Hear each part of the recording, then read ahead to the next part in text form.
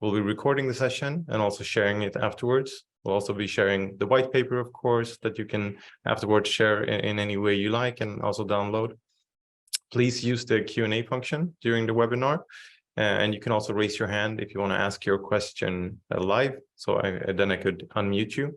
But we'll do a presentation first and then have a question and answer session. So about 30 minutes maybe for the presentation, and then 15 minutes for questions. And I will stay an additional 15 minutes if there's people who have more questions. But the event time is set for 45 minutes. So we should be able to handle the most urgent questions in that time at least. So some words about Milkywire. It's an organization in Sweden as a tech platform that enables companies to contribute to solving environmental problems in the world. They're trying to help the best organizations that are working to solve problems like climate, biodiversity, wildlife, and finding ways to get more money into this organization, enabling tech, engaging people, and finding new ways that more money can go to these kind of organizations. I work on the climate side for Milkywire. I manage Milkywire's Climate Transformation Fund, which is a charitable fund that supports projects within carbon removal and nature restoration and decarbonization.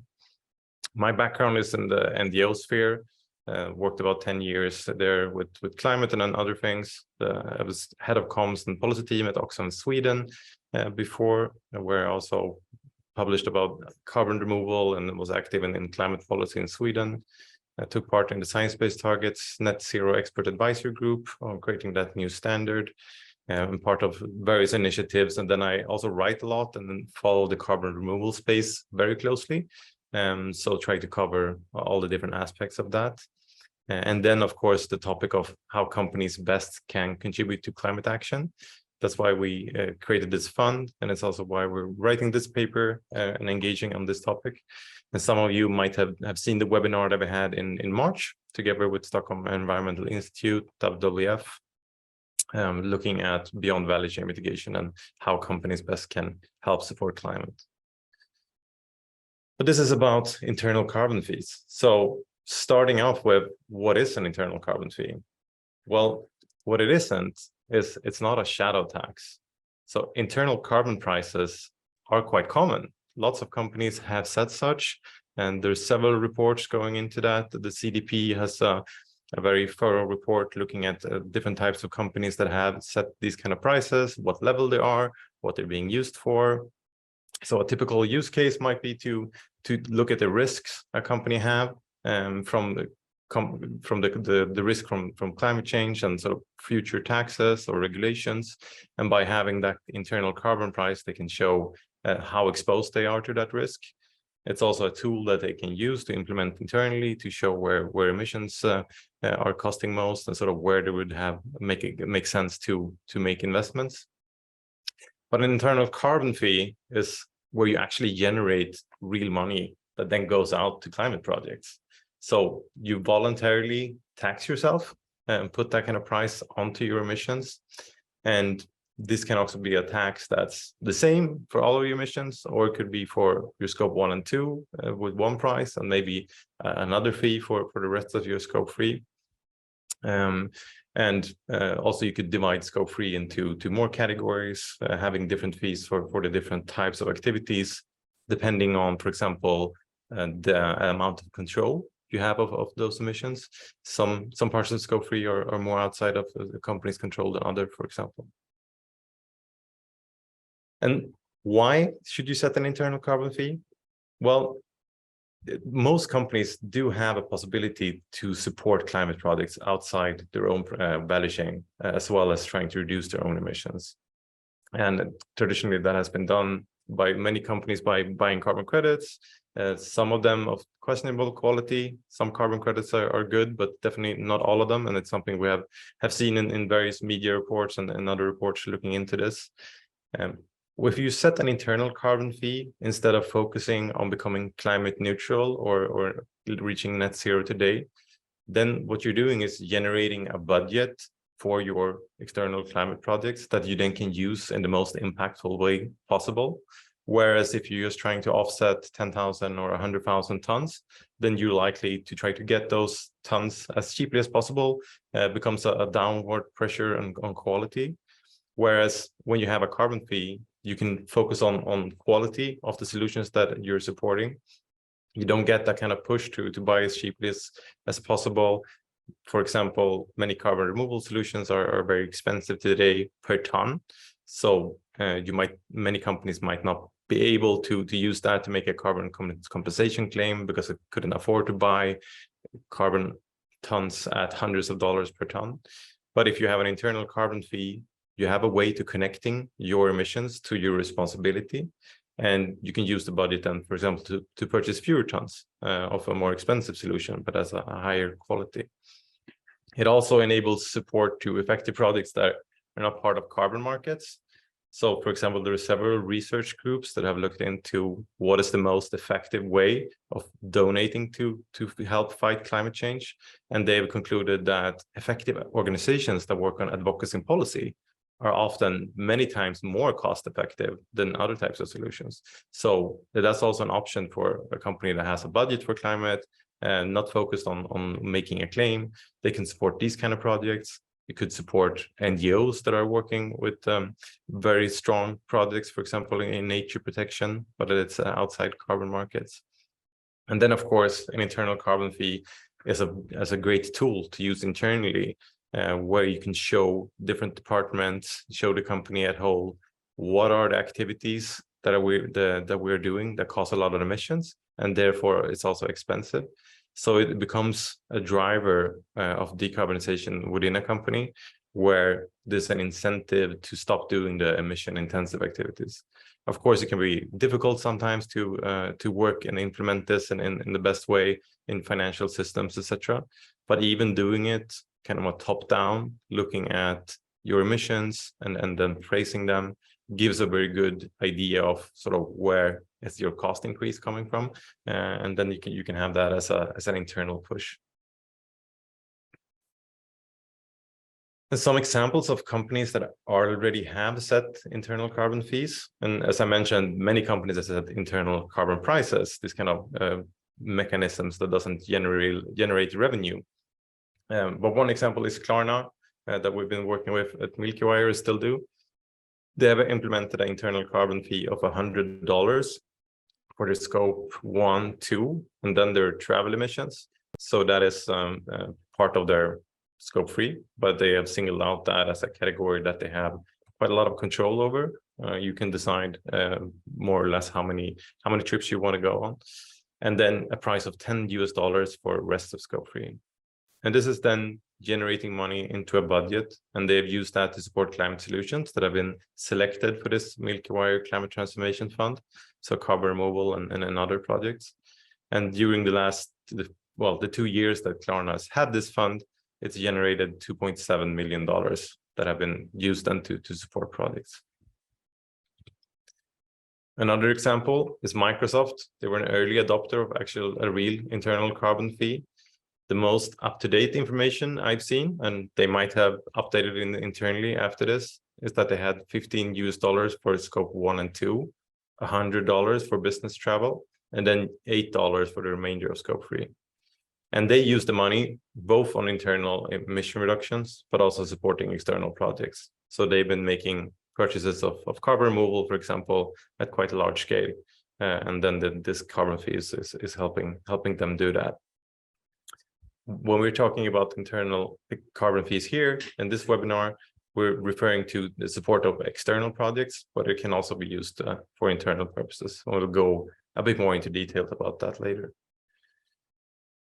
So let the questions keep coming. I'll try to answer most of them at the end, but there's a question on Klarna's, if it's price per ton. Yeah, that's ton. Like sometimes we mistakenly write American ton, but it's a metric ton. Right. And then Swiss Re have got a lot of attention for their carbon fee that they implemented. They call it an internal carbon levy, and they have $100 per ton in scope 1 to 3, or that was the original price that they have. But since they already from the start set out that the fee would gradually increase to $200 in 2030, it's already reached $112. So keeping up with inflation. And they use the money to purchase carbon credits, including high quality carbon removals. For example, they famously made a 10-year agreement with the direct air capture company Climeworks, worth $10 million. And they also purchased biochar and other types of carbon credits. And they were also part of NextGen, which is a buyers club of organizations that are buying high-priced carbon removals. See. So we'll go in a bit. There's a question about why the prices differ, but we'll go in a bit on the different mechanisms that companies can use to set different types of prices. And the question on how can a level of a carbon fee be determined? Well, we have to do this in several steps. So we're going to start with looking at what would a credible high fee be? If you're taking full responsibility for your emissions, you could say that if I emitted this and I'm using this fee, then you couldn't ask more of me. You're really taking responsibility for your emissions. What is that kind of high credibility fee? So we're laying out two ways of determining such a fee in this short white paper. So the first one is looking at what does it cost to mop up the emissions that we're causing. So releasing CO2, what is the price of durably removing them from the atmosphere and undoing the future harm that we would have done with these emissions? Today, the cost of durably removing and also storing then CO2 away from the atmosphere is quite expensive. It differs a lot between different methods, but it's several $100s per ton for most methods, especially those that are more immature, such as direct air capture, where the price can even be over $1,000 for these very, very early, basically prototypes, very early tons. But you should also say that it might be worth supporting them at this early stage because you help kickstarting a technology. And if everyone just waits for a lower price, then that lower price will never materialize. So there's a very good reason for companies to also buy at a high price very early to help get down the price. Some solutions, such as biochar, has a lower price point, so it's around $150 per ton today. And both the carbon removal industry and governments, such as the US government, are targeting $100 per ton as an achievable cost. And it is likely that at least some of the different carbon removal technologies will reach that, or at least between $100 and $200 per ton.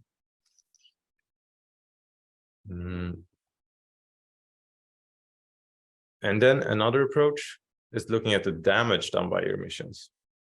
So if you release a ton of CO2, how much damage is that going to cause in the thousands of years that it remains in the atmosphere? This is a very tricky question, but there have been people trying to calculate this for a long time. And the method and the measure that you're using is the social cost of carbon. So the costs of people dying, to put a price on that, they put a price on sort of the damage to infrastructure, loss of productivity in agriculture, more diseases, etc. And then also using a discount rate because future costs are valued less, which is quite contentious. And the social cost of carbon is very heavily influenced on how much you discount the future. But it's nothing we don't have time to go into too much detail about that right now. But something that we can see is that the estimates for social cost of carbon have been rapidly going up as scientists and economists are upgrading their methods. So there was a recent paper in Nature that was quite a lot of attention around, where they estimated it at $185 per ton. And then several governments, such as German Federal Environment Agency, are recommending a cost at around 200 euros or 200 pounds, $200 for a social cost of carbon. And this is a very big increase from just a few years ago when the price was more like $40, $50. So this is something that governments are using to look at, is this policy measure that we're going to implement, is it cost effective? If it's cheaper than the social cost of carbon, then it is. But you can also look at it from your company perspective, that if you emit this, this is how much cost it's going to incur. So looking at both these things, we can see that it's not an exact science, but between $100 and $200 can be considered a credible range. And companies could, for example, start at the lower end of that at $100 per ton and raise the fee as it reduces its emissions. And as we are in a very high inflation period, we should note that these estimates are in 2021 dollars or even earlier. So these are increasing by the day, basically. It's something that we should keep in mind and not talk about $100 per ton in 2030 when that might be $200 in prices then. Let's see if there's any. Yeah, we can share links to different things that I'm talking about, both the link to the nature one, which is in the white paper, and the CDP one we can also share on carbon pricing. All right. But such a high fee is something that all companies cannot pay. So determining how much a company should pay, we need to look into some specifics of that company. So looking at the ability for a company to pay, which is determined by the profit per ton and its ability to use the money to reduce its emissions.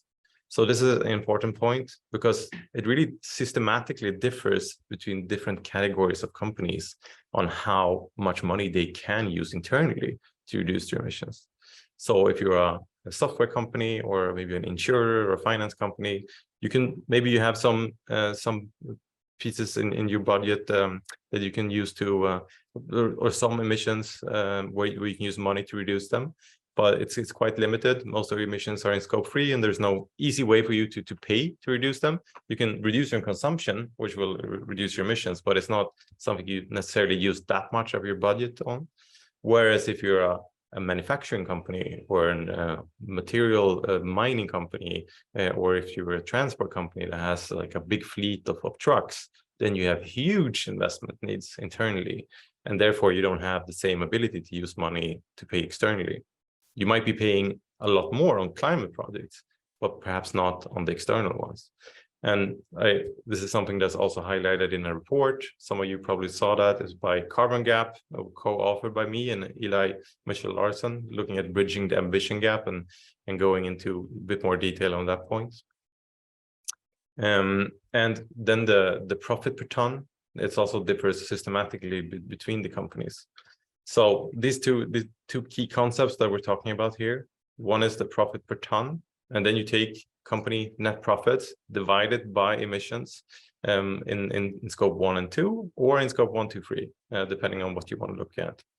And that has an inverse relationship with CO2 intensity that we're going to look at here.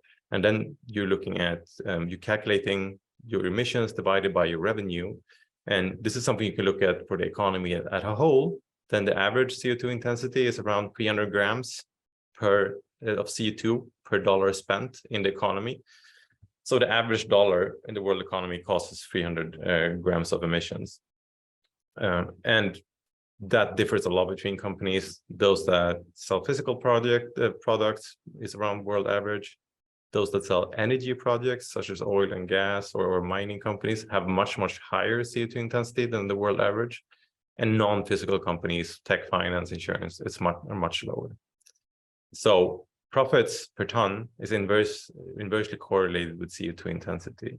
So it means that companies with a high CO2 intensity almost never have high profits per ton because they're not extremely profitable. And that's something we're going to look at here. So this is a data set where it's top companies for Forbes 2000 list, where the biggest companies in the world are ranked. So we took the economic data from there and then filled in the emission data, creating a data set that will also make public. This data set was made for this bridging the ambition gap, but it's made public, so we're utilizing it in this white paper as well. And this is a double log scale, so you know what you're looking at. At the bottom, you have company profits per ton, and here it's scope 1 to 3. And at the left side, you have the CO2 intensity. So you can see this very linear relationship, and often happens when you have double log scale, but still it's quite clear, where if you have a high CO2 intensity, you have a low profit per ton. There's a little bit of spread here, but not that much. But of course, these are the biggest company in the world, and if you have a broader scope of companies, you will have outliers. And what you can see here is that in the top left corner, the purple, you have some energy companies, utilities, E.ON, for example. There's a few others here. You have LafargeHolcim, which is a cement manufacturer, Dow, chemical company, Möller-Maersk, shipping company, McDonald's is here as well. And so they have profits that are below $100 per ton, and their CO2 intensity is over 500 grams per dollar. And then in the next category, you have companies that are more kind of on the manufacturing side, ABB in Sweden, for example, or Deutsche Post that has a lot of trucks that are shipping things around. And they have profits below $1,000 per ton, and their emission intensity is around the world average. It was between 100 to 500 grams per dollar spent. And then in the third category, you have companies that have between 10 and 100 grams per ton per dollar in CO2 intensity, and then profits below $10,000 per ton emitted. Let me look a little bit at the questions here coming in.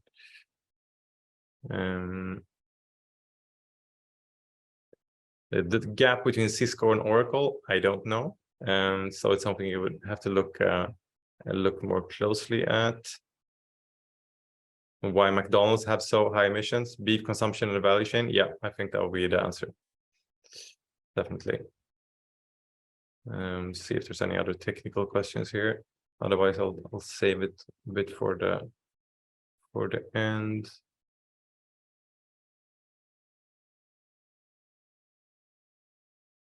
All right. And the last category, these are companies that have very low emission intensity, so below 10 grams per dollar spent. And remember, the world average is 300, and their profits are $10,000. So it's either lower than $10 grams, or higher profits than $10,000. And here you see banks, financial providers, insurance companies, etc., being in that category. And here we describe them as well. It's basically what I already said, but putting them in 4 clear different categories. Of course, it's arbitrary exactly where you cut this. If you want to do it at $100, if it's $1,000, it is just a way of dividing companies, and you can do it in another way. But broadly, it's on a continuum, and you would get some kind of division between companies, just depending on your taste, exactly how you would do it. This is the way that we modeled in this white paper. Let me see. So investment emissions, if they are included for bank and financial companies, most of the time not. So most of the companies in their sustainability report have not included the emissions from financed emissions. So that is also why they have lower emissions. If that's included, it will go up quite a bit. So I think everyone can also look at the questions in the Q&A, and feel free to upvote questions that you think are extra interesting and that you want to make sure are answered at the end. So in our recommendations, we have then plotted out these 4 categories. And I should say that this is really first the recommendations that we're putting out there. We've gotten feedback from a number of people, so I would call it version 1.1, not version 1. But it's work in progress, and we're definitely looking for recommendations and feedback from all of you. What we're looking at for these categories is that the category A can really afford both a high external and internal spend on climate. They have profits over $10,000 per ton, in many cases over $100,000 per ton, and then a carbon fee of $100 or $200 is not going to affect them very much. They also have lower possibilities to use money internally, but they definitely can use it for all the purposes that they have. In the second group, they can also afford both, but also maybe have more needs internally. And then in group C and D, they likely need to spend a majority of climate budget in the internal transformation. And in the highest emitters, they might actually need to spend more money than they have going into debt, for example, to transform their entire operations. So the recommendations that we're giving here is that category A do implement a credible carbon fee, this kind of high fee between $100 and $200 in all 3 scopes. It's a very small part of what they can afford. And so this would be kind of the Swiss Re example. That's what they already done. They have $100 per ton in all scopes. And in category B, we recommend to choose an internal carbon fee of $100 or more for scope 1, 2, and then travel emissions, which are the categories that are most in the company's control. So therefore, motivating why you should be higher for that. And then a lower price between $5 and $99 for rest of scope 3. Of course, this is also slightly arbitrary, and it is based on this reasoning that we laid out, but you can also reason in a different way.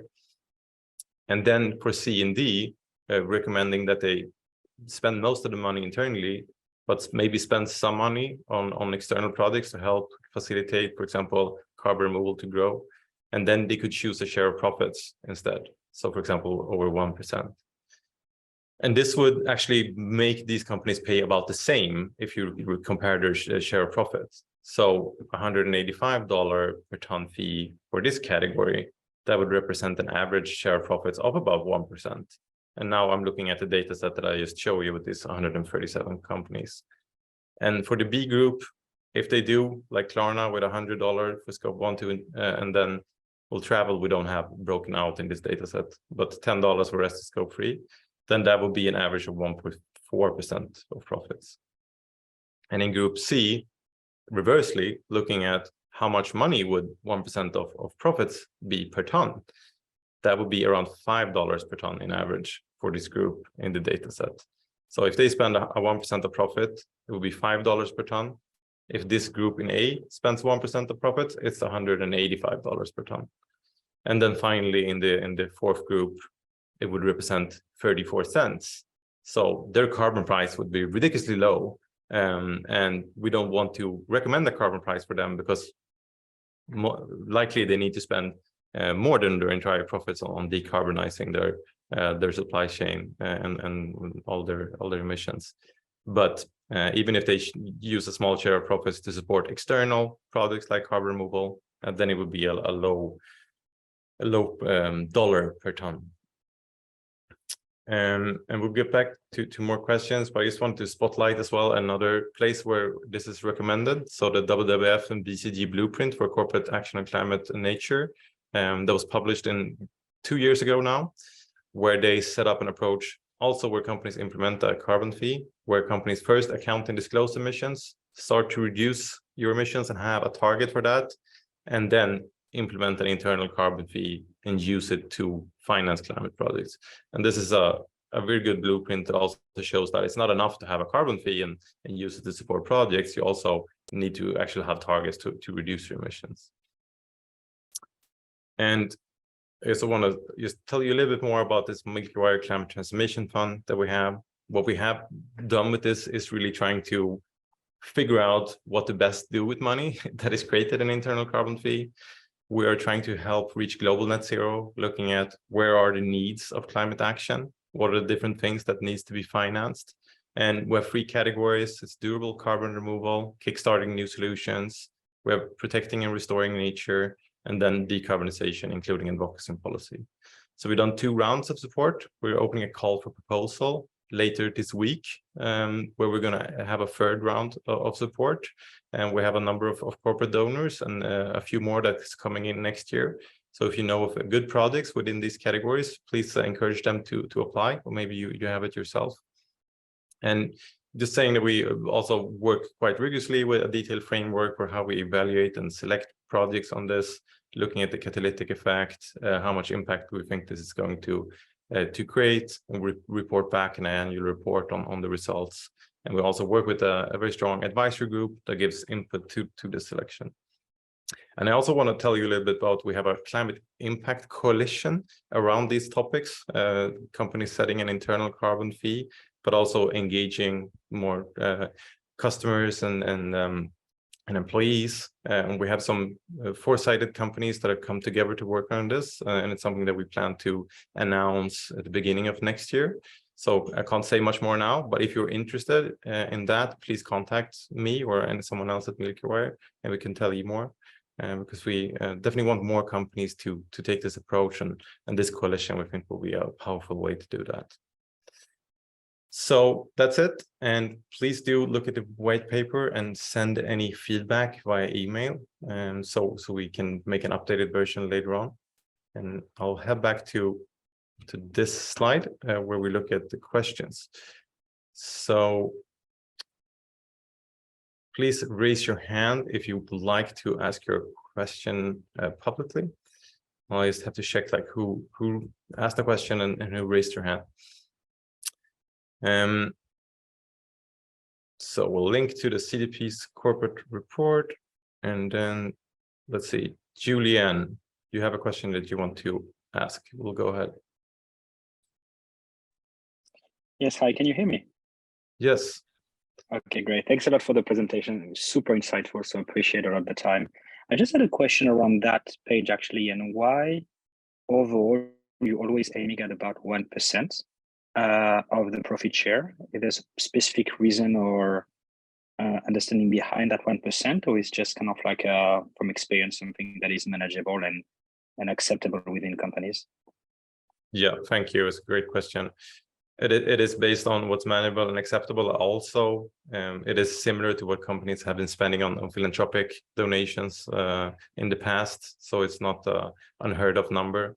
For the A category here, they will be then implementing a high credible price, or basically taking responsibility for their emissions using a price that's credible. And for them, that they just happen to represent 1%.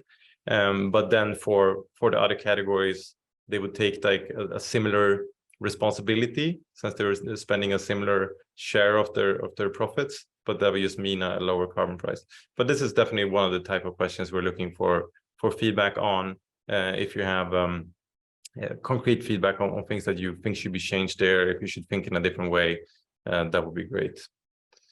So Juan Cardona, you want to go ahead?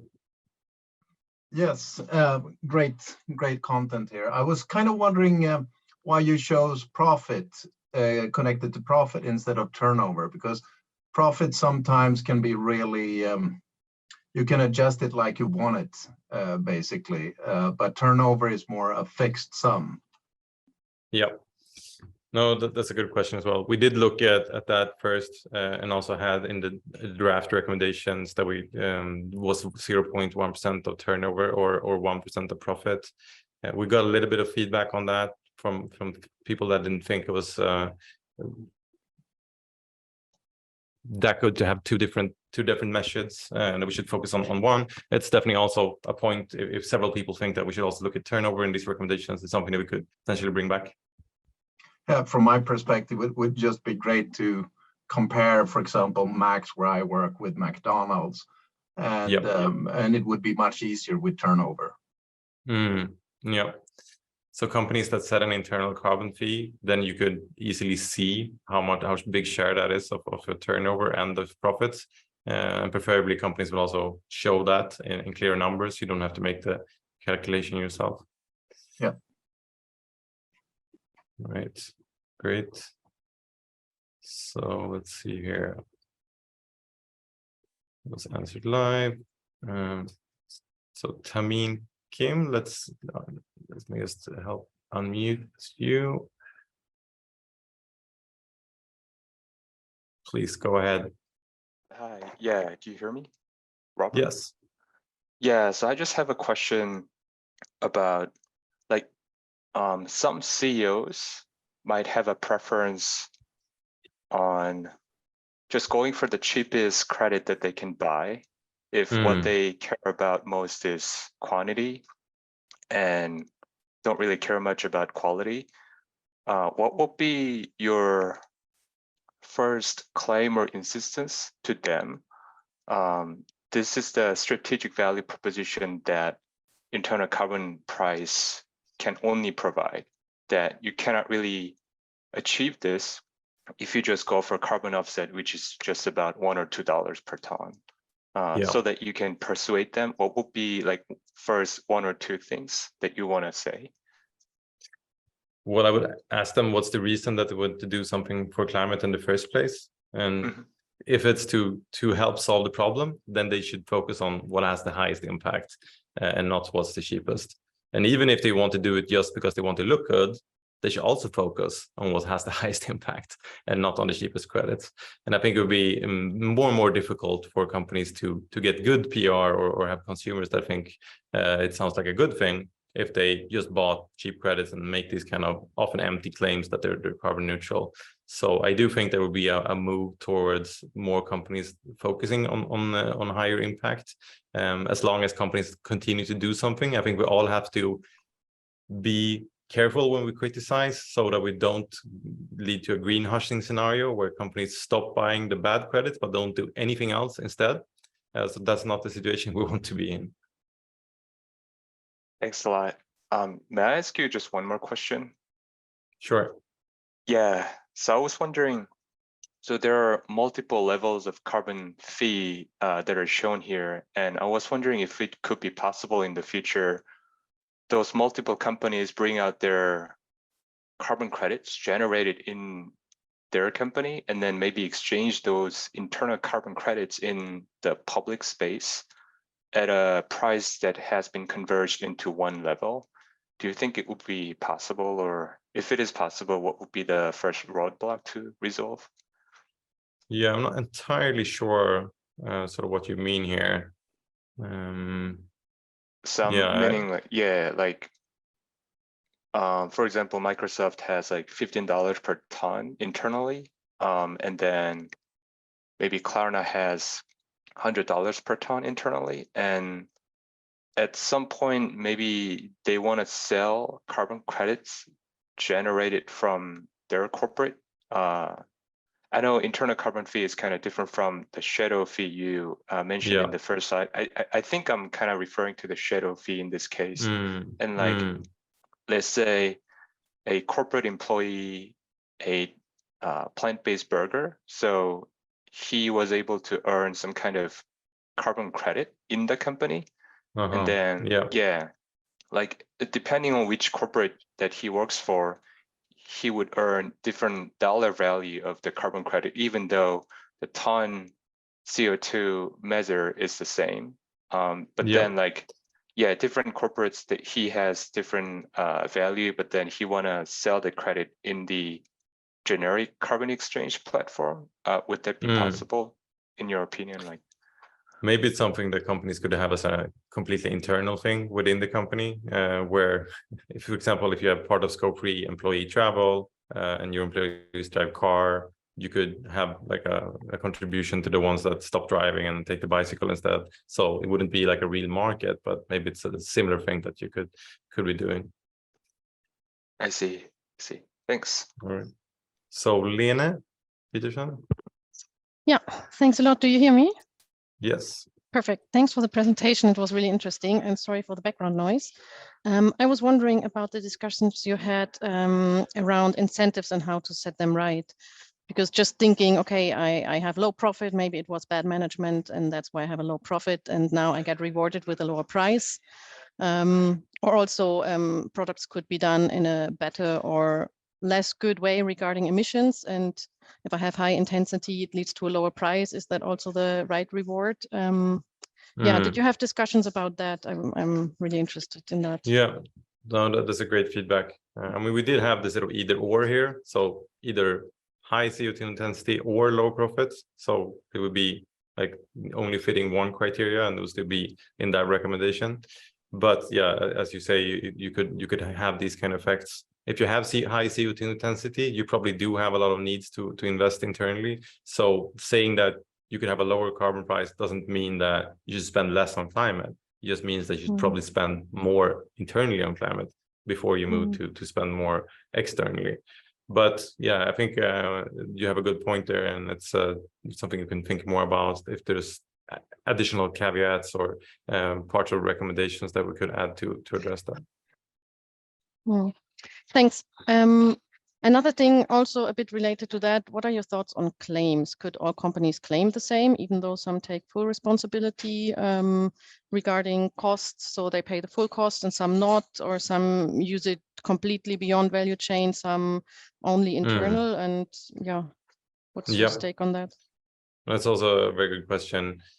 the only things that we have very clear claims around now is where they have, for example, the SBTi's net zero standard. So if you have a SBTi net zero target, you need to reduce with 90% and then 10% removals maximum, and then you can call yourself net zero. If you're not at that stage, but you're having a high internal carbon fee, there's no current claim that you could use. You could just basically describe what you're doing.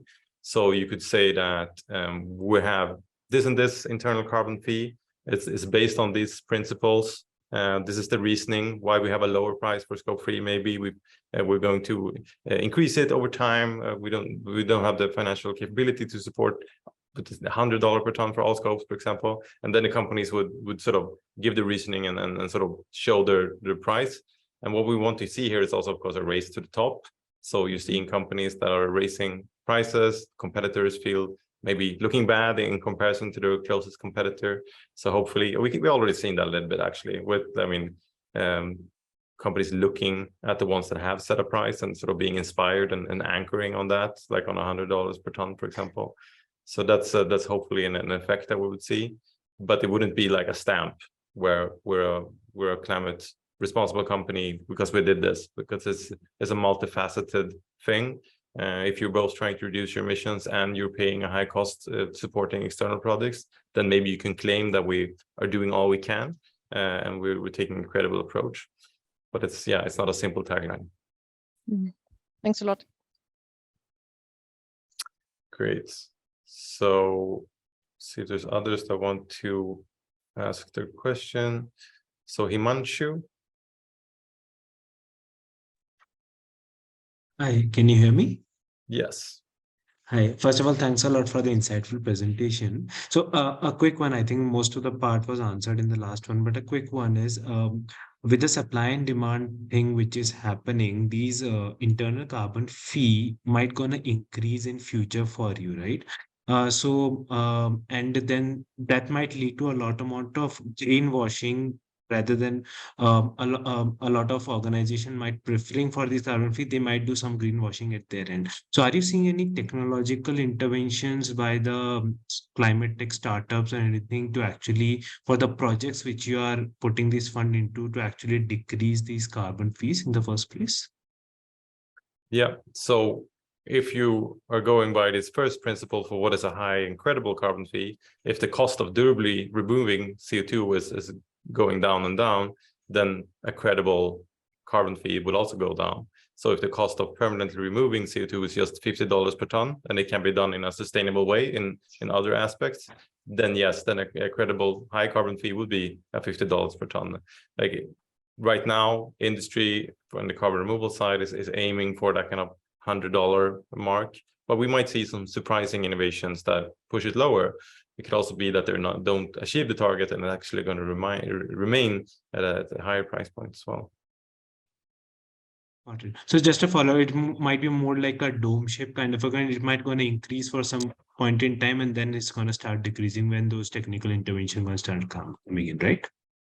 Yeah, but I think the price wouldn't perhaps increase that much because there's actually more supply than demand of these very high cost solutions. There's not that many buyers of them, so I don't think the price will increase from the high levels it all is today. Maybe for biochar it could happen, but not for direct air capture. So I would see it's going down rather than the social cost of carbon might be adjusted upwards though. Yeah. Oh, yeah, that's interesting. Yeah. Okay. Thank you. Thanks, Rob. Thank you. So let's see. I don't know if Juan, if you had a question, you raised your hand.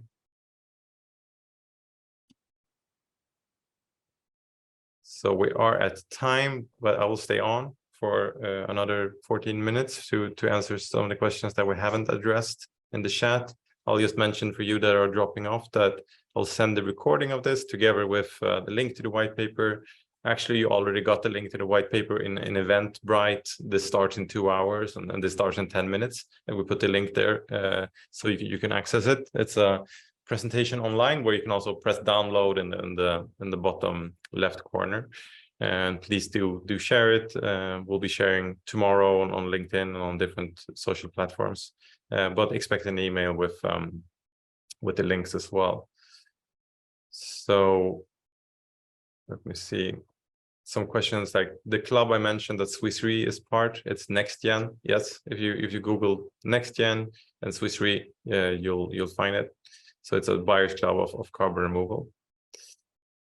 So we have a question here. What about the accumulated carbon until now, which generated money in the past? In other words, what about the rich company that's polluted so far? How much carbon do they own? Yeah, that's also a great question. It's another way of viewing it.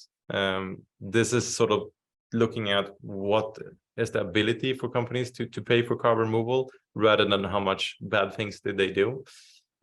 So you could say that these high emitters that have emitted for a very long time should also start removing that. And Microsoft also has actually that target.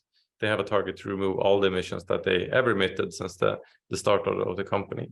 So that's also something that you could do. You could implement a high carbon fee, start buying carbon removal with that, but not stop at net zero. When you reach that point, you actually continue into the negative part and take responsibility for your historical emissions. I think the most responsible companies that has the possibility is something that they can do and maybe will be expected to do also in a couple of decades when this becomes more common. And then a question, any thoughts on how to spend the funds generated? What should determine the balance between investing in future carbon capture versus realized mitigation today, like carbon credits?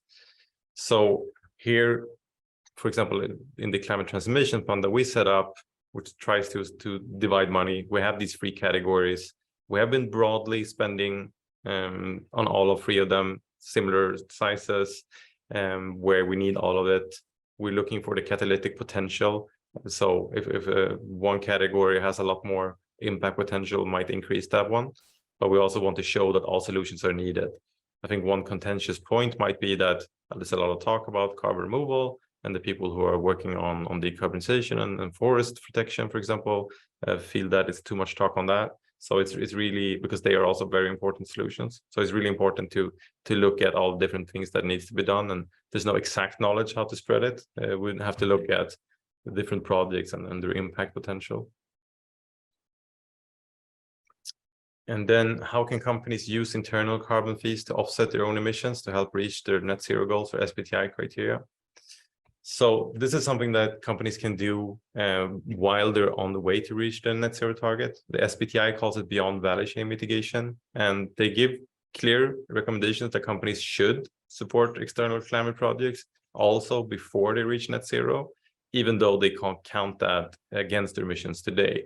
So this is a try of actually making recommendations for this.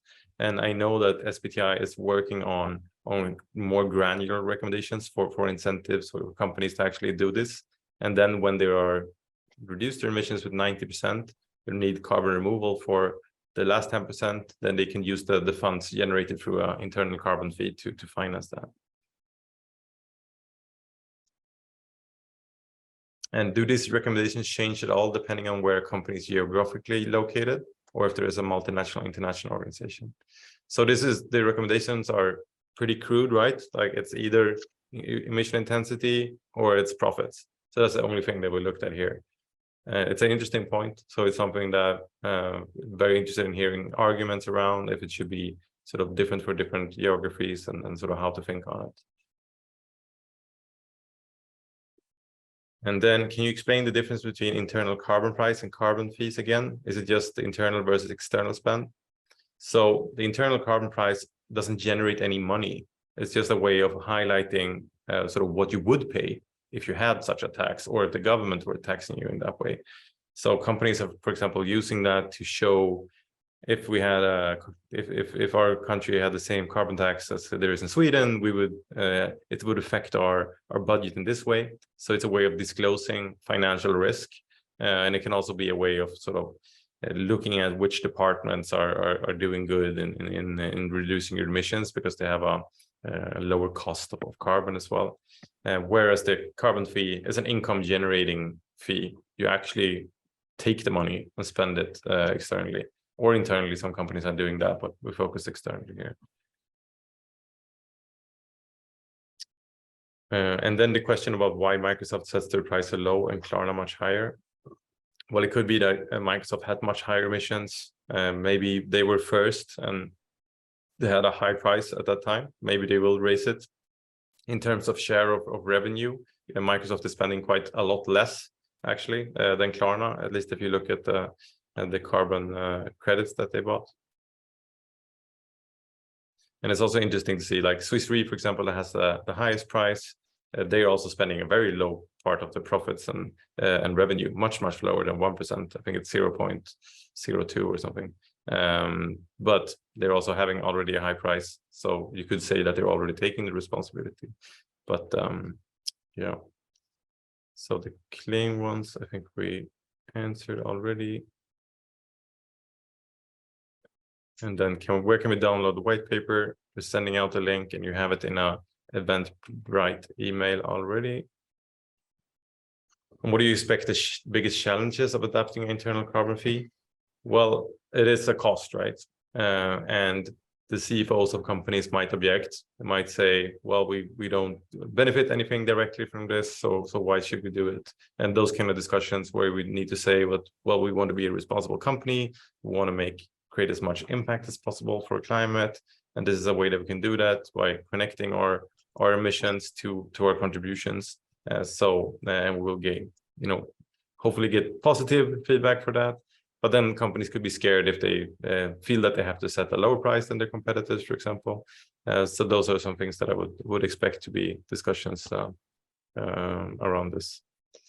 So the slides, I could share the slides as well, but most of it is in the white paper. And then along King's comment, some companies feel they aren't achieving something if they don't cover every ton with a credit. How do we get companies to feel that achieved higher impact by offsetting 25% of emissions with quality credits versus 100% of emissions with cheap credits to claim carbon neutral? So this is, and there's another person with Bashir down with the same question. It's also a great question.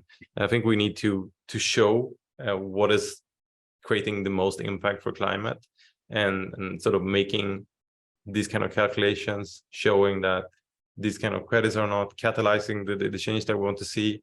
Often they're very low quality, whereas if you support the solutions that really need your help, you will have a much higher climate impact. So it will be this kind of story.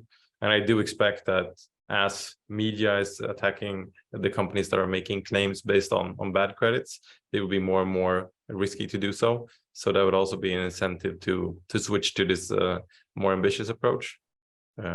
Hopefully to do this instead, so that they just don't do anything. Okay, have you assessed for these Forbes companies the percentage of total absolute emissions that falls under each of these 4 categories? Yes. So yeah, that's a good point. We should have mentioned this. We should probably do it category by category. But what we did see is that the companies that have 85% of profits have around 15% of emissions, looking at scope 1 and 2. And those that have 15% of profits have 85% of emissions. So most emissions are in group C and D, for sure. And most profits are in group A and B. But that also shows like who's the one that can pay. So that's why we should expect group A and B to pay the full cost of the climate damage that they're doing. And as we showed in this carbon gap report, that could generate quite a lot of money. If just 140 companies that have a profit over $1,000 per ton implemented a $100 carbon tax, that could generate $27 billion every year for climate, which is like 13 times higher than the voluntary carbon market. So even though you're going for the ones that doesn't have very high emissions, that can generate a lot of money. So that's a different way of looking at it. So where does the value of circular economy fit within these recommendations? So it is not explicitly addressed, but of course it's a way of reducing your emissions. If you have a circular mindset and try to not have wasteful and recycle things, it's a powerful way that companies can work to reduce their own emissions. And potentially you could also give financial support to projects that do enhance circular economy. And then it could be interesting to run the model on free cash flow per ton instead of profits per ton. Net income for high emitters is typically more distorted for DNA versus low emitters. I don't think this changes the fundamental conclusion that low emitters have higher capacity to pay, but it could somewhat reduce the gap picture. Now, that's a very interesting comment. So free cash flow, I'm not sure it's as easily attainable. I haven't looked at that, but if it is, it's something that we could definitely look at. So thanks for that comment. This is an interesting point. And then Kevin asks, so if you can't claim these external emissions to reduce your footprint in the SBTi, wouldn't companies just spend all the money to reduce emissions internally to reach your SBTi? Yes, but what we've shown here is that many companies don't have many possibilities to use money to reduce their emissions. C and D does. A and B has to a lower degree. So if you're an insurance company, you don't have a fleet of trucks that you can and then switch. You don't have a factory that you sort of change the way that you're producing things. So you don't have the same ways to use money to reduce your emissions. You might have ways to reduce your emissions that are cost saving though, but that means you still have a budget for external projects. So that's the basic idea here. And will this not become normal as the EU is pushing on cutting GHG emissions fast? Well, hopefully, we'll see. It's still quite a new approach with the internal carbon fee. Not that many companies have done it so far, but hopefully we'll inspire more. Yeah, that's great. So for the ones that have stayed to the end, let's just do a small poll. Are you interested in implementing an internal carbon fee for your organization? Go ahead and make a choice. And while we're waiting, I can answer this question on, do you think that the categorization A, B, C, and D would change much if scope 3 is fully considered? Actually, this considers scope 3 in this. So if you just do scope 1 and 2, it changes it a little bit, but sort of overall image is still the same. Great. So yeah, there's a majority says yes, and quite a few maybes, not that many no. So that's very encouraging. And yeah, we made it through all questions. Please do contact me if you have any other questions. If you're interested in Milkywire Climate Transformation Fund or in this Climate Impact Coalition that we're preparing, please do shoot an email. It's robert.hoglund@milkywire.com. It's also the back of the white paper. And so thanks for a lot of very high quality questions. That was really good to see, and for staying to the end, all of you.